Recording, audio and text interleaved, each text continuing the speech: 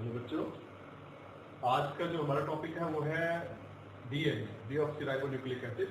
पहले हम इसका स्ट्रक्चर करेंगे और फिर करेंगे इसकी एप्लीकेशन के बारे में डिस्कस करेंगे। तो क्या होता है बेटा, आपने पढ़ा होगा अभी तक डीएनए के बारे में। अगर कोई आपसे पूछता है व्हाट आर न्यूक्लिक एसिड, ठीक है, ये न्यूक्लिक एसिड नाम कैसे पढ़ा था? ये न्यूक्लिक एसिड नाम पढ़ा था न्यूक्लिन से। ये क्या चीज है बेटा? ये वो पहला नाम था जो इसको दिया गया था, एफ मिशर ने दिया था इसको, फ्रेडरिक मिशर ने। फ्रेडरिक मिशर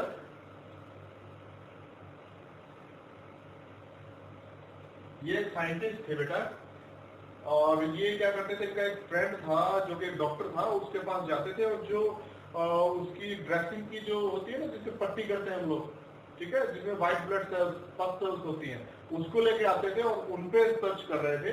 तब इनको पता लगा था कि जो सेल के अंदर न्यूक्लियस है, न्यूक्लियस के अंदर कुछ ऐसा पार्ट है जो कि प्रोटीएजेस यानी कि प्रोटीन डाइजेस्टिक एंजाइम से क्लियर नहीं हो रहा है। इसका मतलब जो सेल के न्यूक्लियस में वो चीज है वो प्रोटीन नहीं है।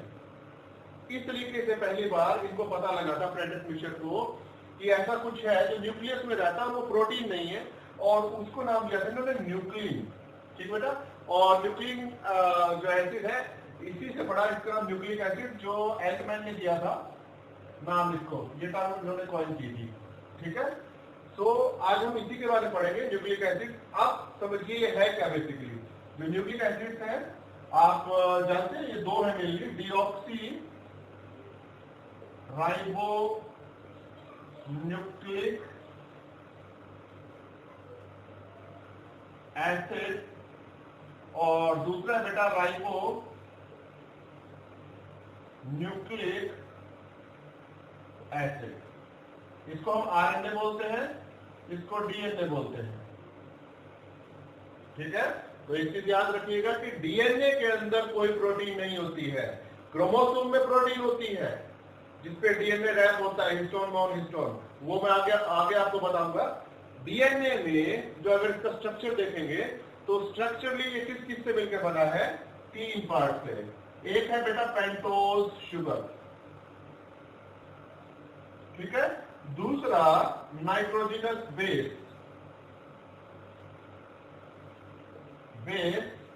और जो थर्ड है बेटा वो होता है phosphoric acid, phosphoric acid H3PO4 होता है एक्चुअली, और हम इसको बोलते हैं सीधा सिंपल फॉस्फेट होता है अटैच। ठीक है, फॉस्फेट अटैच होता है। तो ये तीन कंपोनेंट है, there is no amino acids और प्रोटीन, ये ध्यान रखना। ठीक है, अब हम इसका थोड़ा सा डिस्कस करेंगे कि ये क्या है, कैसे, और फिर इसका स्ट्रक्चर पढ़ेंगे। ठीक है बेटे, so now we start DNA, deoxyribonucleic acid.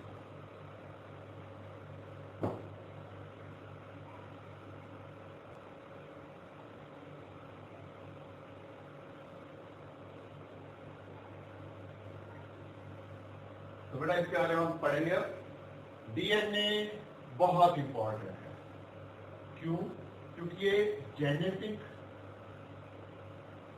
Information को होल्ड करता है। ठीक है, तो it holds the genetic information. Genetic information क्या है? देखो बेटा, एक जो ऑर्गेनिज्म होता है ना, लिविंग ऑर्गेनिज्म, जैसे अगर एग्जांपल के तौर पर हम अपनी बात करें, ह्यूमन बीइंग की बात करें, तो आपने देखा होगा कि कौन सा रिएक्शन, मेटाबॉलिक रिएक्शन कब होंगी, कैसे होंगी, किसी की हाइट कितनी ज्यादा होगी, कितनी कम होगी, और किसकी इम्यूनिटी ज्यादा होगी, कम होगी। अब आप देख रहे हैं कि कोरोना से कुछ एक ऐसे लोग हैं जो कोरोना से बच रहे हैं, जबकि कुछ एक ऐसे लोग हैं जिनको कोरोना बहुत जल्दी उनको डेथ कर रहा है, उनको मार रहा है। ऐसा रीजन क्या? इम्यूनिटी किसी की स्ट्रॉन्ग, किसी की कम क्यों है? तो ये सब जो है, ये सारी इंफॉर्मेशन है, कौन एनवायरमेंट को कैसे रिएक्ट करेगा, ये सारी की सारी इंफॉर्मेशन। और हेरिडिटी इंफॉर्मेशन, जैसे आपने देखा होगा कि आप अपने माँ बाप से आपके ट्रेड्स काफी मैच करते हैं, और कई ऐसे ट्रेड्स हैं जो बिल्कुल मैच नहीं करते हैं। तो वेरिएशंस भी है और सेम भी है, सिमिलरिटीज भी है। तो ये इनहेरिटेंस एंड वेरिएशन, ये सब भी इसी की वजह से होता है। तो मैं ये आपको बता दूं कि बेसिकली जो भी चेंजेस आपकी बॉडी में हो रहे हैं बचपन से लेकर बड़े होने तक, बचपन से भी नहीं, जब एम्ब्रियो फीटस जब बनता है ना, ऑर्गेनोजेनेसिस होती है, तब से ही कंट्रोल होता है सारा, जीन कंट्रोल करता है। और जीन है क्या? जीन बेसिकली डीएनए का ही सेगमेंट होता है, उसी के पास इंफॉर्मेशन है। किस रूप में इंफॉर्मेशन होती है? जेनेटिक कोड्स के रूप में, कोडॉन्स के रूप में इंफॉर्मेशन होती है, जेनेटिक इंफॉर्मेशन। ये होती है बेटा डीएनए, ठीक है। तो आप देख लीजिए कितनी इंपॉर्टेंस है इस मॉलिक्यूल की, बायोमॉलिक्यूल की। अब हम इसके बारे में और बात करेंगे। जैसे कि ये जेनेटिक इंफॉर्मेशन होल्ड करता है, मोस्टली जो लिविंग ऑर्गेनिज्म है, मोस्टली सब में जो जेनेटिक मटेरियल है, जेनेटिक मटेरियल मोस्टली में क्या होता है? डीएनए ही होता है, ठीक है। कुछ एक हम लोग रिट्रोवायरसेस को छोड़ दें, वायरसेस को अगर छोड़ दें तो इनके अंदर आरएनए होता है, जेनेटिक मटेरियल, ठीक है। अगर हम इनको लीव कर दें तो बाकी सब में, रिट्रोवायरसेस में आरएनए होता है, बाकी सब में डीएनए होता है।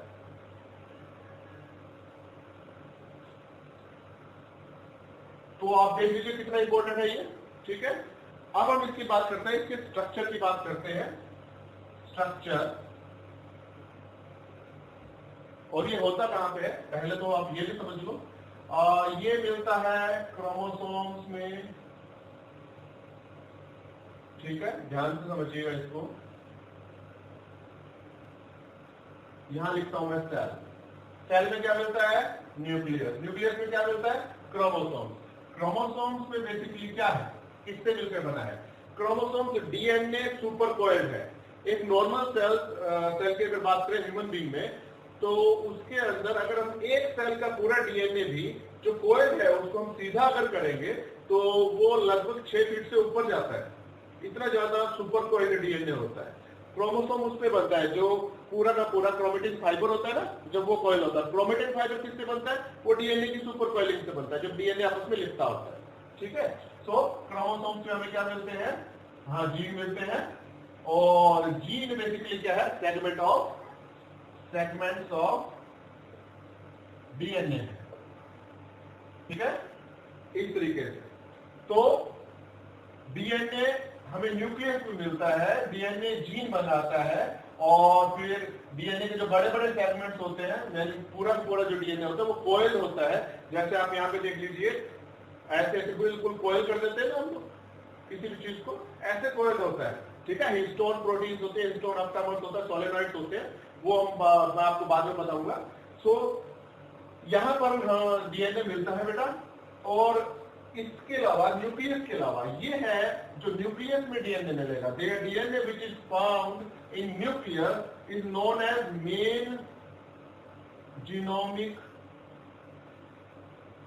डीएनए, ठीक है। इसके पास मेन हेरिडिटी की इंफॉर्मेशन रहती है, जेनेटिक इंफॉर्मेशन इसके पास रहती है, ये याद रखना हमेशा, ठीक है। लेकिन ये जरूरी नहीं है कि एक जो सेल है उस सेल के अंदर यहाँ पे क्रोमोसोम है, इसी के अंदर फिर आपको डीएनए मिलेगा। दो ऐसे सेल ऑर्गेनल्स हैं जिनके पास खुद का डीएनए होता है। वो कौन से हैं? देखिए, एक तो है माइटोकॉन्ड्रिया, और एक है जो कि प्लांट में मिलती है, ये जो सेल ऑर्गेनल है ये है प्लास्टिड, ठीक है। सो दो ऐसे हैं cell organelle which have their own DNA, ठीक है। तो वो कौन से हैं? Mitochondria and plastid. प्लास्टिड में बेटा कौन सा? क्लोरोप्लास्ट में। ल्यूकोप्लास्ट वगैरह या उनमें नहीं होता है, ये होता है क्लोरोप्लास्ट में और माइटोकॉन्ड्रिया में, इनका खुद का डीएनए। इसका मतलब ये जो डीएनए है इसके पास सारी जेनेटिक इंफॉर्मेशन होती है, मेन जीनोमिक डीएनए में थोड़ी बहुत इंफॉर्मेशन इनके पास भी है, ज्यादा नहीं है, लेकिन ये लाई करता है आउटसाइड दी न्यूक्लियस, इसलिए हम इनको बोलते हैं, जो इनके अंदर डीएनए मिलता है उसको हम बोलते हैं एक्स्ट्रा न्यूक्लियर डीएनए, ठीक है, या साइटोप्लाज्मिक डीएनए, साइटो, क्योंकि ये ऑर्गेनल्स कहाँ मिलते हैं, ये दोनों साइटोप्लाज्म में, साइटोप्लाज्मिक डीएनए, ठीक है। सो ये वो दोनों ऑर्गेनल्स है जिनमें मिलता है, बाकी मेन जीनोमिक डीएनए जहां पर मेन जेनेटिक इंफॉर्मेशन रहती है वो यही होता है, ठीक है ना। सो अब हम बात करेंगे इसके स्ट्रक्चर की।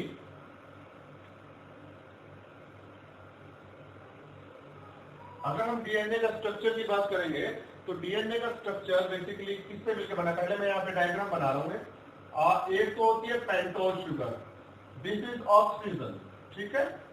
यहाँ पे फर्स्ट कार्बन होगा, जो फर्स्ट कार्बन होगा उसको हम लिखते हैं फर्स्ट कार्बन प्राइम, ऐसे डैश करके फर्स्ट कार्बन प्राइम, ये है पेंटोज शुगर। यहां पर सेकंड कार्बन प्राइम है, यहां पर थर्ड कार्बन प्राइम है, और इस जगह पर फोर्थ कार्बन प्राइम है, और यहां पर होता है फिफ्थ कार्बन प्राइम। ये एक पेंटोज शुगर है, pentose sugar. Why we call it pentose sugar? Because it has 5 carbons, 5 carbon molecules, ठीक है। इसके जो फर्स्ट कार्बन है ना, इस पे अटैच होता है नाइट्रोजनस बेस, NB। NB का मतलब है नाइट्रोजनस बेस, ठीक है।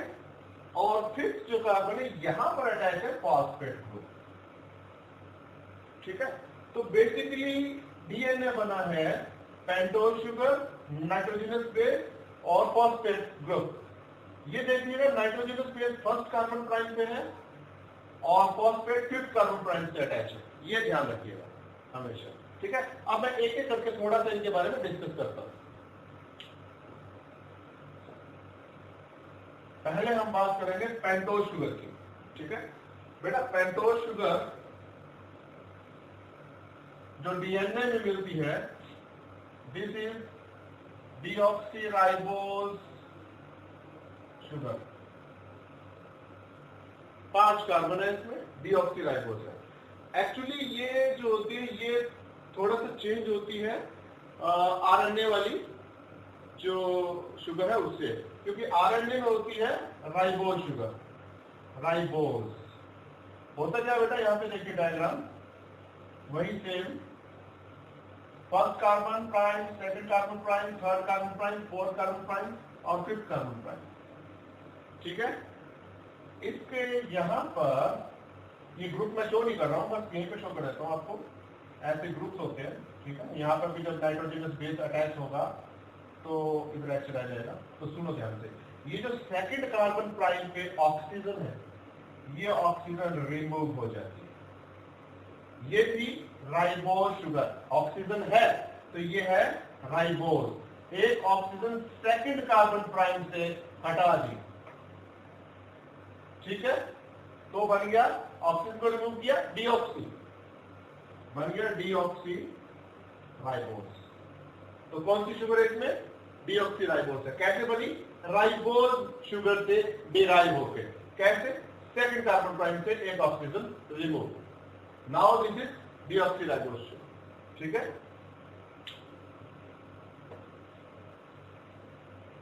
अब हम बात करेंगे नाइट्रोजनस बेस की, ठीक है। बेटा +1 में आपने पढ़ा होगा बायोमॉलिक्यूल्स में नाइट्रोजनस बेसिस और डीएनए मॉलिक्यूल्स, इनके बारे में पढ़ा होगा, इसलिए मैं आपको एक ऊपर से ओवरव्यू दे रहा हूं जो कि +2 में है, सेकंड चैप्टर ऑफ जेनेटिक्स में, उसके बारे में। तो अब हम बात करेंगे नाइट्रोजनस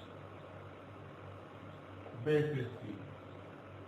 बेटा जैसा नाम है, ये नाइट्रोजन कंटेनिंग कंपाउंड है हैविंग बेसिक प्रॉपर्टीज, ठीक है।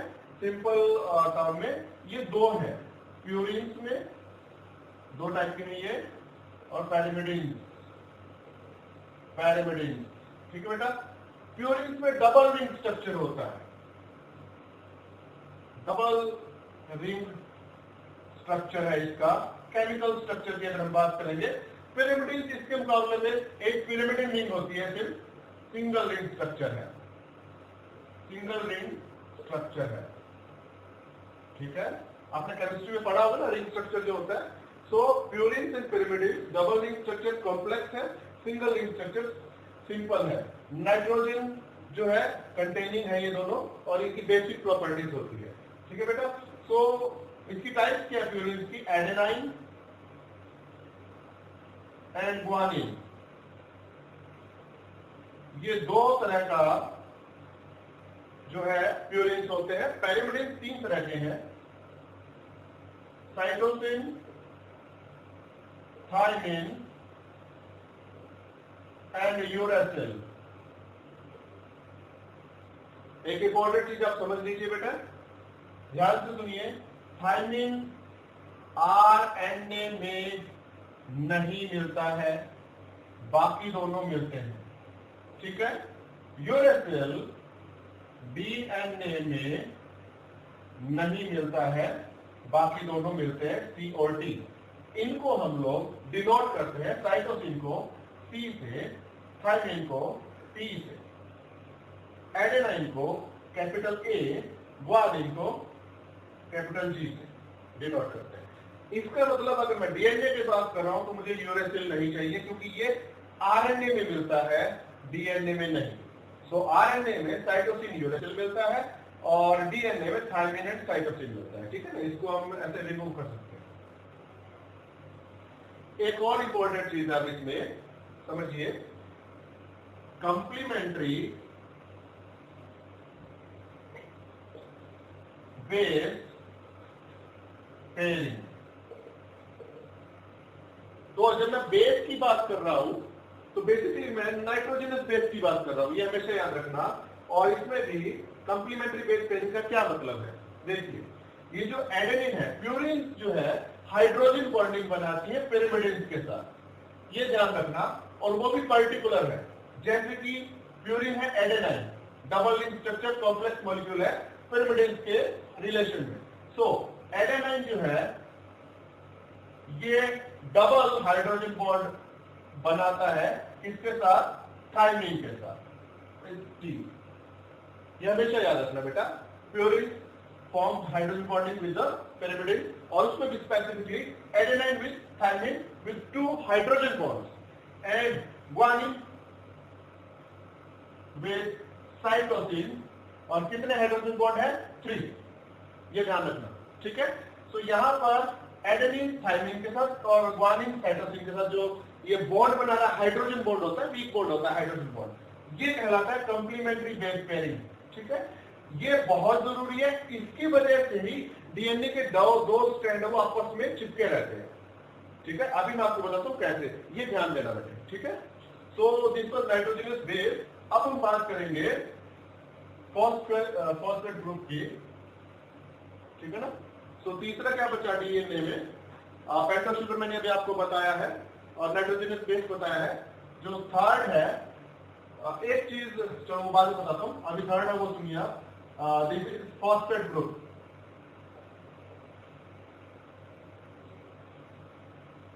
बेटा फॉस्फेट ग्रुप जो होता है इसमें वो H3PO4, it's actually phosphoric acid, ठीक है।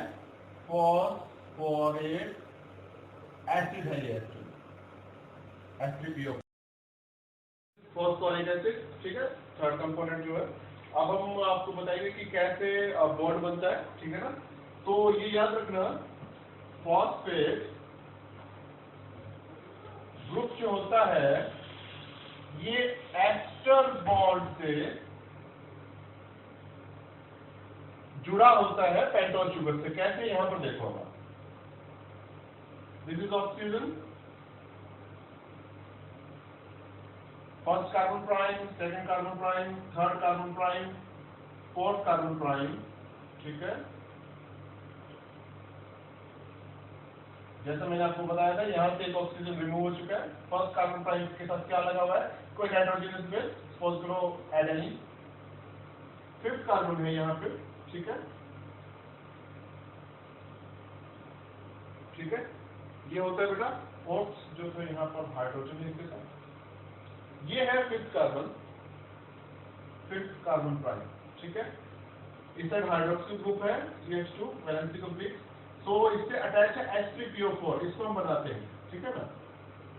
फॉस्फेट बीच में है फॉस्फोरस, और ऊपर डबल बॉन्ड के साथ ऑक्सीजन, देन ऑक्सीजन, ऑक्सीजन और ऑक्सीजन, OH, OH, स्ट्रक्चर है H3PO4 का। अब होता है क्या है, यहाँ पर बॉन्ड बनेगा और ये देखिए ये H2O is removed, a water molecule is removed, it means dehydration, dehydration। So ये है ester bond formation, this is the ester bond, ठीक है। कैसे बन रहा है देखिए, तो ये डिहाइड्रेशन सिंथेसिस होती है, synthesis, this is dehydration synthesis, ठीक है बेटा। इसी का दूसरा नाम है कंडेंसेशन, कंडेंसेशन, ठीक है। तो देखिए कैसे वाटर मॉलिक्यूल जो है OH इधर से H इधर से रिमूव हो गया एंड H2O। अभी बॉन्ड कैसे बन जाएगा, ये ऐसा होगा, यहाँ पे कार्बन ही रहेगा और ये ऑक्सीजन बीच में आ जाएगा, ठीक है। तो दिस इज द बॉन्ड। होता क्या है बेटा, ये H भी रिमूव हो जाता है तो यहाँ पे ऑक्सीजन पे नेगेटिव चार्ज आ जाता है और इसकी वजह से ही DNA is negatively charge always, DNA is negatively charge, ये याद रखना, DNA नेगेटिवली चार्ज होता है। एक्चुअल में DNA कॉइल जो होता है, DNA एक एक्सिस होती है उसके अराउंड कॉइल होता है, एक कॉमन एक्सिस के अराउंड दोनों स्ट्रैंड कॉइल होते हैं, ठीक है। ये कॉइलिंग इसलिए होती है कि इस नेगेटिव चार्ज को कंपनसेट किया जा सके, ठीक है बेटा। सो DNA जस्ट स्टेबल करने के लिए अपने आप को, क्योंकि नेगेटिवली चार्ज होता है फॉस्फेट की वजह से, इसीलिए वो कॉइल करता है, ठीक है। और अब इसमें एक चीज मैं आपको और बताता हूं, ये तो स्ट्रक्चर था, अगर मैं इसको रिमूव कर दूं, ठीक है, सपोज कीजिए यहां पर फॉस्फेट नहीं है, यहां पर सिर्फ क्या है, pentose, pentose sugar plus nitrogenous base, nitrogenous base, ठीक है, पेंटोज शुगर और नाइट्रोजनस बेस, ये दोनों मिला के न्यूक्लियोसाइड बनता है, न्यूक्लियोसाइड, ठीक है। पेंटोज शुगर और नाइट्रोजनस बेस मिलाकर क्या बनेगा, न्यूक्लियोसाइड। और अगर इसमें हम फॉस्फेट भी अटैच कर दें, फॉस्फेट बॉन्ड के साथ, ये फॉस्फेट अटैच हो गया एस्टर बॉन्ड के साथ, अब ये बन जाता है न्यूक्लियोटाइड, ठीक है। तो ये है न्यूक्लियोटाइड। और जो DNA होता है ना, डीऑक्सीराइबोन्यूक्लिक एसिड, DNA, ये एक्चुअल में होता क्या है, ये न्यूक्लियोटाइड, ये एक न्यूक्लियोटाइड है, इसके ऊपर एक और लगा होगा, एक और लगा होगा, एक और लगा होगा, ऐसे पॉली कई सारे न्यूक्लियोटाइड्स होंगे, that's why we call it a polynucleotide, ठीक है, poly nucleotide. So it is called polynucleotide, यानी कि ये nucleotide pentose plus nitrogenous base plus phosphate, इसका पॉलीमर है DNA, ठीक है। इसकी पॉलीमराइजेशन होती है। मैं आपको बताता हूँ कि स्ट्रक्चर कैसे बनता है, उससे पहले आप समझ लीजिए, pentose plus nitrogenous base is nucleoside plus phosphate is nucleotide, और जो DNA होता है दैट्स अ पॉलीन्यूक्लियोटाइड, ठीक है बेटा।